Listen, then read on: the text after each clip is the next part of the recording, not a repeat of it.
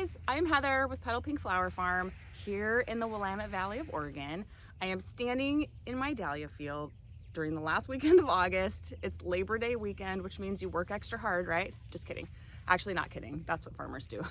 We do not get to take a day off this weekend. But anyways, I am in my dahlia field. I figured it would be a really good time to just kind of show you what it looks like, answer some of the questions that I get asked most often. I made a video earlier that you guys can go back and watch back in May when I was planting this field. And I mean, you can see these are as tall as my shoulders. So dahlias are a pretty incredible plant. So here on my flower farm, we grow 7 rows of dahlias, and I have capped myself at 7. We grow a lot of other crops in the summer as well.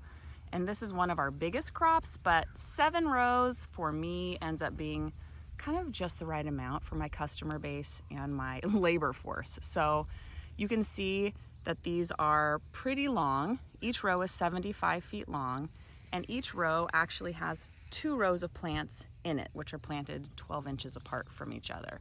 So you can do the math on that, but it's around 150 plants, give or take, in each row. And these rows are irrigated with drip irrigation. There's a row of drip tape that runs along each row of plants. And then you can see we've gone through with wooden stakes. And these are probably placed every 10 feet or so along the outside perimeter of each row. And then we use tomato twine actually as a corral to kind of hold everything up. And we end up having to do 2 rows of twine. You can see like this row actually has a lower row of twine, but the plants are so big that they're already starting to reach out into the middle. So we'll go through with a 2nd row of twine up here and kind of push everything upright so that we can walk through our pathways unobstructed.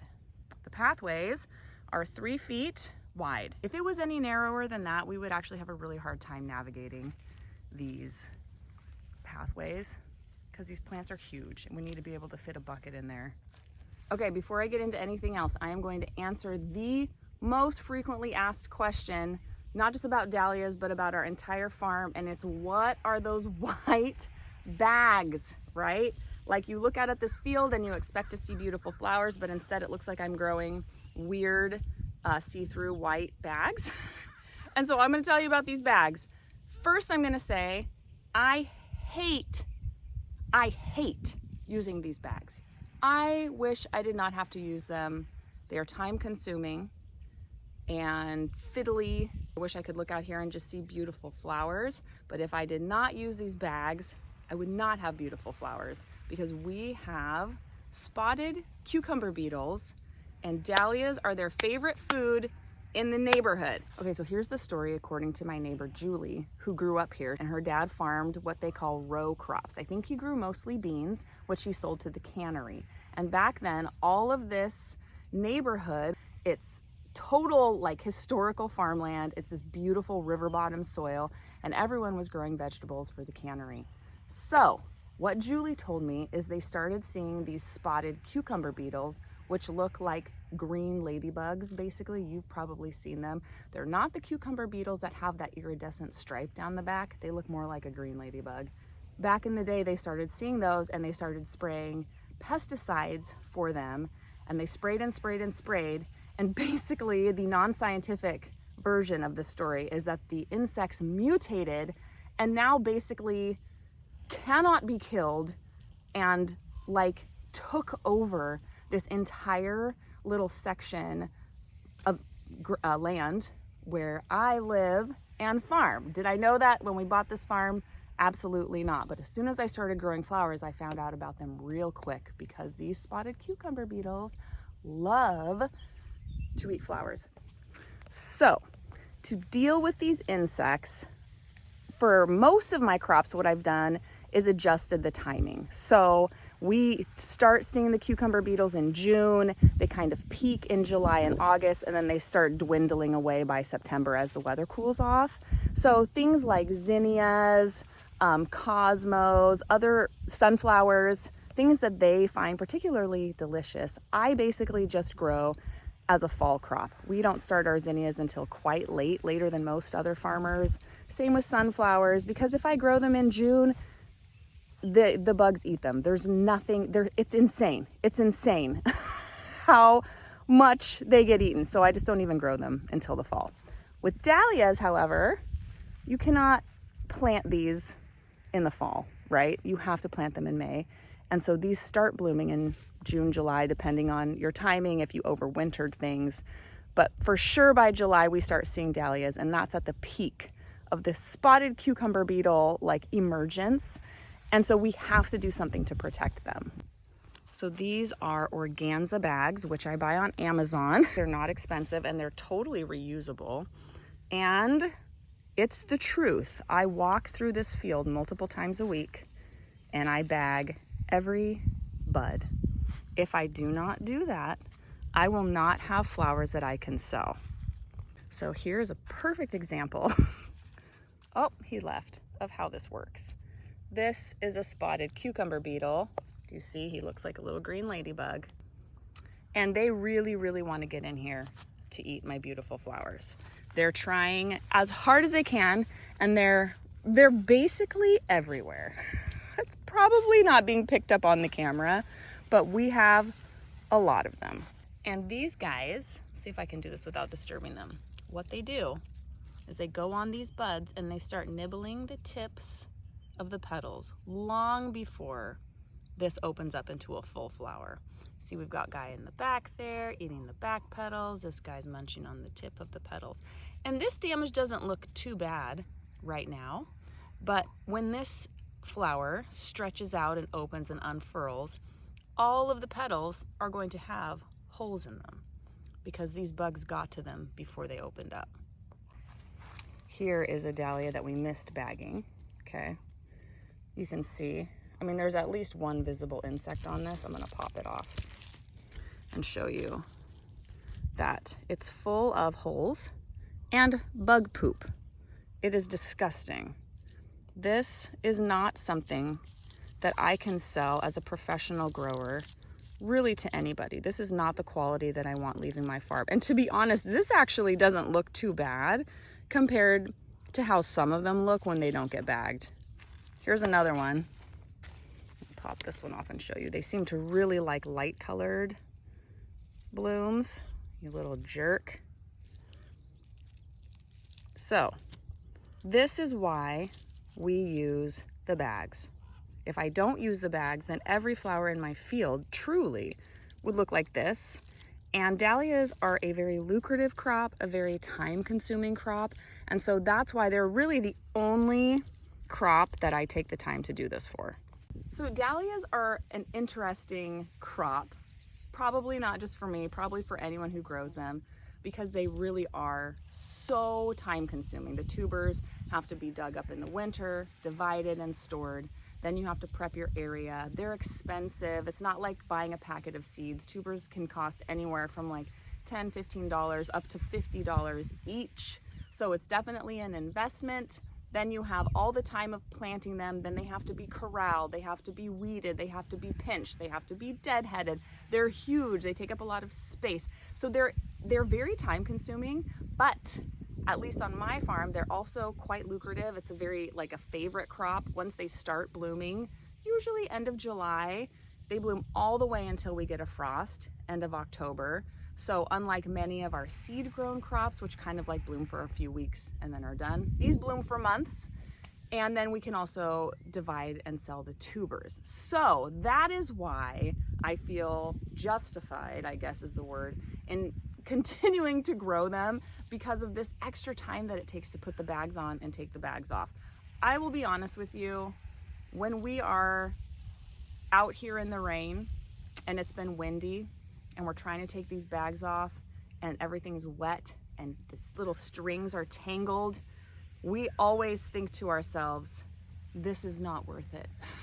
But then when I run the numbers in the winter, it is worth it. It is worth it. So we continue to bag, and usually by mid to late September, early October, we can kind of ease back on our bagging efforts, especially in the darker colored dahlias, the orange dahlias. The cucumber beetles are more attracted to the light colored, which of course, so are the florists. And everyone who buys dahlias, everyone wants white, blush, like cream, pale pink, peach. Those are also the favorite colors of the bugs, the lighter colors. But we are able to stop bagging the darker colors as we get kind of beyond cucumber beetle season, which makes it nice because by September and October, we're so dang tired of these bags. All right, so I am getting ready to put some bags on one of my sections of white dahlias because we have a lot of white weddings coming up. So I need to kind of make sure I'm not allowing any of these buds to get eaten by insects. And here's kind of how we do it. So here is a stem. If you're familiar with dahlias, you know that they put up all these stems, and each stem usually has a main bud, which is easy to identify because it's the biggest one. And then it will have a couple of little side buds coming off the side. So what I want to do is I'm only going to put the bag on this bud. I am not going to try and save time and bag multiple buds in the same bag, because as this grows and develops, it's going to shoot up really tall. And if it's attached to this bud, then everything gets crowded in the bag and ends up all cramped together. The stem is curved and you can't use the bloom. So here it is again, my stem. Here's my main bud, and this is that little side bud, which I don't want. Here's my bag, and it just goes right over this main bud, and we cinch it. So putting the bags on is actually very easy. I hope you never, ever, ever have to do it. And if I was just growing these in my yard or my garden, I would never do this. Again, this is a business decision, and not one that I took lightly, and not one that's very fun. But I want to be able to sell dahlias, and I can't sell them if I don't do this. Okay, so talking about bags and looking at all these bags leads me to my second most frequently asked question, or maybe complaint, I guess, which is, oh my gosh, the poor bees. You are so mean to bees because you're covering all of these dahlias and they're not going to have anything to eat. Well, let me just show you a couple reasons why that is incorrect. First of all, what the bees are going for on any flower is nectar, right? They want the center of the flower to be open. And for the most part, dahlias are pretty closed in their center until they're very, very blown apart. So I can see one down there that has an open center. But if you pay really close attention to my field right now, there are not any bees in my dahlia field. There might be some passing through, but they're not super interested in these. And the reason for that is because we grow a lot of other flowers, loads of other flowers that are much easier to eat from, if you will, drink from, if you're a bee. All right, so here we have one of our old patches of cosmos. We're not harvesting off of this anymore, but it's here because it is a favorite of the bees. That guy's gigantic. There's a huge bee there. We have so many of these black bumblebees. We have honeybees. There's really bees everywhere. And this is the type of flower that these bees want. It's completely open, is really easy to get to. And I wish you could hear the sound because it's just constant buzzing. So we've got this type of activity happening on this side of the dahlia field. There's the dahlias. We've got cosmos on the other side of the dahlia field. These zinnias right here, the bees love. They love this coreopsis.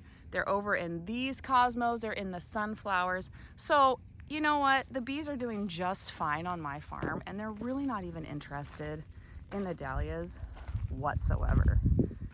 All right, so I've got my bag of bags and I'm just gonna go through this white section real quick and put these bags on. I actually don't mind putting bags on dahlias. It gives me a chance to walk through the field, get a mental count of how many flowers I have in each color, which I need that information pretty much on a daily basis as I communicate with florists about their orders.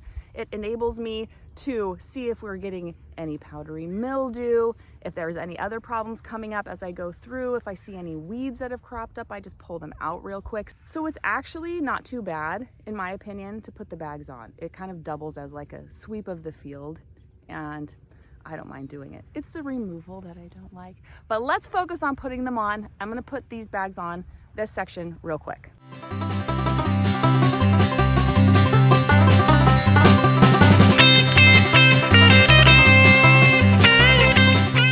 So the way that we harvest these dahlias, in order to deal best with our bags, we have two separate strategies. On a normal day, when we're following our regular routine and there's not like extreme weather or some other crazy thing happening, what we do is we have our gator parked down there. It's full of buckets of water. And we walk down a row and remove bags from every dahlia that is ready. So we'll remove a bag and then stick it on a bud on a different stem that needs to be bagged. So essentially we're removing the bags and bagging the next crop of dahlias simultaneously. So we do that all the way down a row to the end. Then when we get to the end of the row, we whip out our snips, walk back down that same row and cut every dahlia that we have unbagged. It takes a little bit more time doing it with, removing the bags and putting them back on, but then you've gotten two jobs done simultaneously. You're harvesting, but you're also bagging. So I prefer to do it that way if we have time. The reality is, especially this summer, that it is often very, very hot. So when it's super hot on a flower farm, you have to start very early because you cannot cut flowers in the heat of the day. They will wilt, they'll be sad, it shortens their vase life. You just have to cut them before it gets hot. So usually, especially in August, when we're out here harvesting the dahlias, it's kind of more like we're rescuing the dahlias. It's like a race against time. So we don't have the time to unbag and bag in the field. So we just walk down the row and we just harvest everything that's ready with its bag on. We get everything in buckets of water and we basically rush it like we're an ambulance into the shop where it's cool and shady. We let them cool down, and then by the time it's too hot to work outside, 1 o'clock, we sit around in the shop, put some music on, and we spend the time that we need to unbagging the dahlias. I'll say it again, we hate it. We don't want to be doing it. I wouldn't be doing it if I had to, but the numbers work out. We're still making money on this crop, and we're able to sell basically perfect dahlias with the extra time it takes to put the bags on and off. I will also say, we've gotten pretty fast. See what I mean? We're really fast. This is Cassie and I on a very, very hot afternoon unbagging a big load of dahlias. If you look carefully, you can see Bernard cooling off in the background. But this is like kind of nice. We don't mind doing it. It's cool in the shop. And again, we get it done pretty fast. It's not our favorite, but this is how we do it on our farm. I wanted to answer the question that I really get asked the most, what's up with the white bags? So now you know, like I said, I hope you never have to use these bags, but if you do, I'm gonna put the link to my Amazon storefront in the show notes. It has all the bags that I buy, has the twine that I use, all the stuff that I use for growing dahlias on our farm that I've kind of found to be like my tried and true things. So I'm going to leave you guys with this beautiful video of an order that we sent to one of our florists in the peak of dahlia season. Obviously there's other flowers in this order too, as you can see, but it was mainly for white and peachy pink dahlias. I think there were close to 300 dahlias in this order, every single one of them bagged and unbagged, and it was totally worth it to be able to provide this quality of flowers to our florists. 100% worth it. Wouldn't you say?